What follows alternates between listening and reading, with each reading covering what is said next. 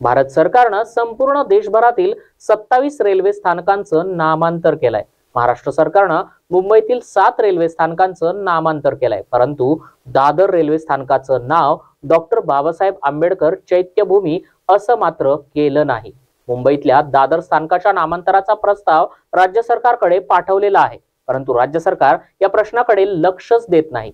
दादर स्थानकाचं नाव हे बाबासाहेब आंबेडकर चैत्यभूमी असं करावं अशी आमची मागणी आहे।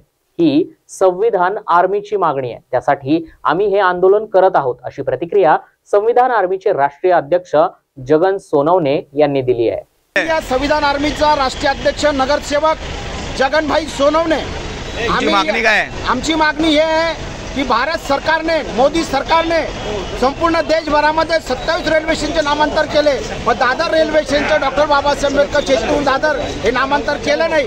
मुंबईचं देखील महाराष्ट्र सरकारने 7 रेल्वे स्टेशनचे नामांतर केले, परंतु आतापर्यंत जे त्या मुंबईचा जो प्रस्ताव राज्य सरकारने पाठवला तिकडे त्यांना देखील आतापर्यंत जे या राज्य सरकारने चैत्यभूमी दादरच्या नामांतराचा प्रश्न त्या प्रस्तावाकडे हुकुमशाही नहीं चलेगी, हुकुमशाही नहीं चलेगी, हुकुमशाही नहीं चलेगी, चैत्यभूमी नामांतर झालाच पाहिजे, चैत्यभूमी नामांतर झालाच पाहिजे।